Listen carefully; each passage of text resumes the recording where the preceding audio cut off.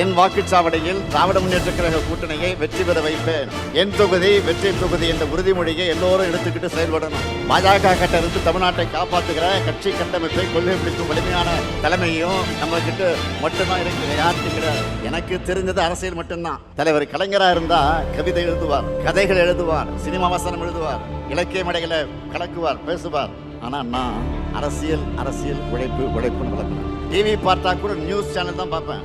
Social media பார்த்தாலும் அரசியல் செய்திகளை பேட்டிகளை தான் பார்ப்பேன். நான் உங்ககிட்ட இருந்து எதிர்பார்க்கிறது அந்த வெற்றி செய்தியை மட்டும்தான். நான் கொடுக்க பொறுப்பை சரியா செஞ்சு அந்த வெற்றி செய்தியை தாங்க என்பதுதான் என்னுடைய இந்த பொதுக்குழுவுடைய செய்தி. திராவிட முன்னேற்ற கழகம் இருக்கும் வர, இந்த முத்துவேல் கருணாநிதி ஸ்டாலின் இருக்கும் வர, டெல்லி படையெடுப்புக்கு ஒருபோதும் தமிழ்நாடு வீழாது.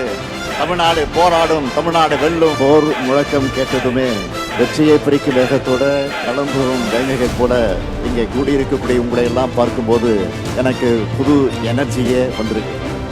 இன்னைக்கு தமிழ்நாட்டு உரிமைகளை நிலைநாட்ட உயர பறக்கிறது நம்முடைய கருப்பு சிவப்பு கொடி. 7வது முறை கழகம் ஆட்சி அமைக்க அணிகொள்ளக்கூடிய பொதுக்குழு தான் இந்த 7வது பொதுக்குழு.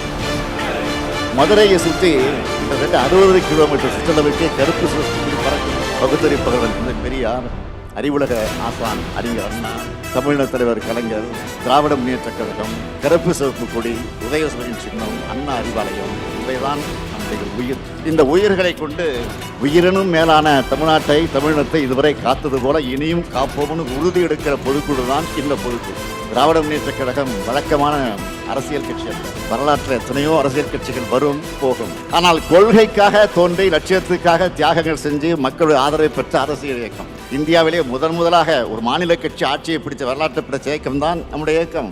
எத்தனை சோதனைகள் நெருப்பாறுகள் வந்தாலும் அதுல எதிர்நீச்சல் போட்டு உயர்ந்து நிற்கும். அப்படி இந்த மண்ணில் சமத்துவம், சுயமரியாதை, சமூக நீதி ஆகியவற்றின் அடிப்படையில் எல்லோருக்கும் எல்லாம் கிடைக்கணும்னு உருவானங்கக்கூடியவங்க நாம. இனத்துக்காக உரிமை குரல் எழுப்புறவங்க நாம. கொள்கைக்காக வாழ்கிறவங்க நாம.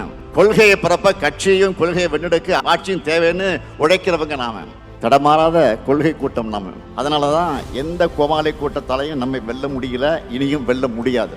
அடுத்த ஆண்டு இதே நேரத்தில் என்ன மாதிரி தலைப்பு செய்தி வந்திருக்கும்னா, 7வது முறையா திமுக ஆட்சி அமைத்தது, கழக கூட்டணி வரலாறு காணாத வெற்றியை பெற்றது, ஸ்டாலின் தலைமையில் 2வது முறையாக திராவிட மாடல் ஆட்சி தொடர்கிறது.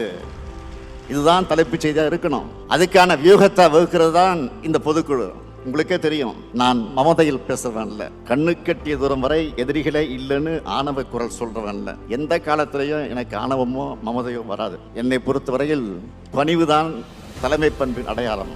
சொல்லை விட செயலே பெரிது. வரலாறு காணாத வெற்றியை நாம பதிவு செய்வோம்னு நான் சொல்றது உங்க மேல இருக்கக்கூடிய நம்பிக்கையில தான். உங்க மேல மட்டும் இல்ல, இந்த பொதுக்குழுவுக்கு வராத இரவு பகல் பார்க்காம, வெயில் மழை பார்க்காம, தனக்கு என்ன பயன் பார்க்காம உழைக்கிற கோடிக்கணக்கான உடன்பிறப்புகளை நம்பித்தான் சொல்லுகிறேன்.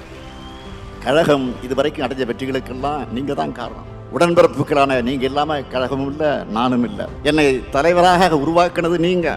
என்னை முதலமைச்சராக்கி உயரை தந்தது நீங்களும் மக்களும். உலகத்துல எந்த கட்சிக்கும் இப்படிப்பட்ட உறுதிமிக்க உழைப்பாளர்கள், தொண்டாளர்கள் கிடைச்சிருக்க மாட்டாங்க. இப்படிப்பட்ட தொண்டர்கள் காத்து நிற்கிறதுனால தான் 75 ஆண்டு காலத்தை கடந்து நூற்றாண்டை நோக்கி அதே வேகத்தோடு நாம் இன்றைக்கு நடைபெற்றுக் கொண்டிருக்கிறோம்.